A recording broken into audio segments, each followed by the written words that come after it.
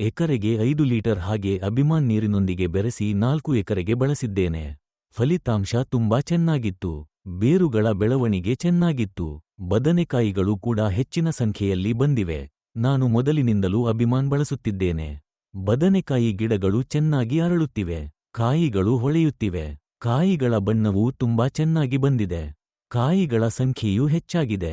ಆರ್ಬಿಕ್ಸ್ ಮತ್ತು ಅಭಿಮಾನ್ ಔಷಧಿಗಳು ಉತ್ತಮ ಫಲಿತಾಂಶ ನೀಡುತ್ತಿವೆ. ನಾನು ಸಸ್ಯಗಳ ಮೇಲೆ FL77 ಔಷಧ ಸಿಂಪಡಿಸುತ್ತಿದ್ದೇನೆ. ನಾನು ಕಳೆದ 1 ವರ್ಷದಿಂದ APKS ಸಾವಯವ ಔಷಧಿಗಳನ್ನು ಬಳಸುತ್ತಿದ್ದೇನೆ. ಫಲಿತಾಂಶಗಳು ಚೆನ್ನಾಗಿವೆ.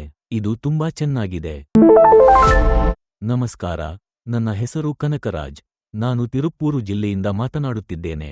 ನಾನು ಸುಮಾರು 10 ವರ್ಷಗಳಿಂದ ಕೃಷಿ ಮಾಡುತ್ತಿದ್ದೇನೆ. ನಾನು ಹೆಚ್ಚಾಗಿ ಕಲ್ಲಂಗಡಿ ಬೆಳೆಯುತ್ತಿದ್ದೆ. ಈಗ ನಾನು ಪರ್ಯಾಯ ಬೆಳೆಯಾಗಿ ಬದನೆಕಾಯಿಯನ್ನು ಬೆಳೆದಿದ್ದೇನೆ.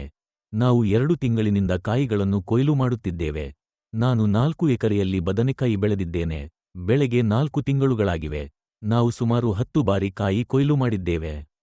ಕಾಯಿ ತುಂಬಾ ಚೆನ್ನಾಗಿವೆ. ಅವು ಹೊಳೆಯುತ್ತವೆ. ಹೂವುಗಳು ಮತ್ತು ಚಿಗುರುಗಳು ಎಲ್ಲವೂ ಚೆನ್ನಾಗಿವೆ. ನಾವು ಎಕರೆಗೆ ಕನಿಷ್ಠ 4 ದಿನಗಳಿಗೊಮ್ಮೆ 1.5 ಟನ್ ಕಾಯಿಗಳನ್ನು ಕೊಯ್ಲು ಮಾಡುತ್ತೇವೆ.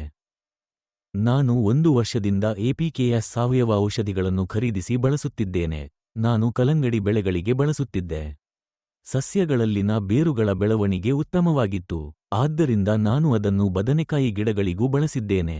ಇದು ಕೂಡ ಉತ್ತಮ ಫಲಿತಾಂಶಗಳನ್ನು ನೀಡಿದೆ. ಬೇರಿನ ಬೆಳವಣಿಗೆ ಅತ್ಯುತ್ತಮವಾಗಿದೆ. ಬದನೆಕಾಯಿಗಳು ಸಹ ಹೇರಳವಾಗಿ ಲಭ್ಯವಿದೆ. ನಾನು ಮೊದಲಿನಿಂದಲೂ ಅಭಿಮಾನನ್ನು ಬಳಸುತ್ತಿದ್ದೇನೆ. ನಾವು 4 ಎಕರೆಗಳಲ್ಲಿ ಬದನೆಕಾಯಿ ಬೆಳೆಗಳನ್ನು ಬೆಳೆದಿದ್ದೇವೆ.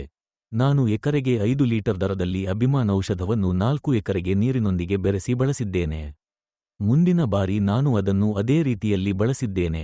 ಬೇರುಗಳು ಬಲವಾಗಿರುತ್ತವೆ ಮತ್ತು ಪೌಷ್ಟಿಕವಾಗಿವೆ. ಕೊಂಬೆಗಳು ಸಹ ಚೆನ್ನಾಗಿ ಬೆಳೆದಿವೆ ಮತ್ತು ಚೆನ್ನಾಗಿ ಬೇರ್ಪಟ್ಟಿವೆ. ಕಾಯಿಗಳು ಸಂಖ್ಯೆಯೂ ಹೆಚ್ಚಾಗಿದೆ.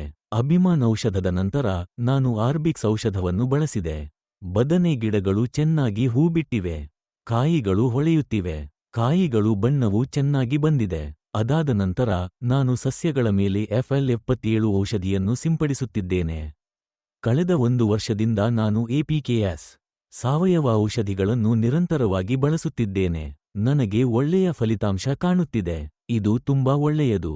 ಧನ್ಯವಾದಗಳು.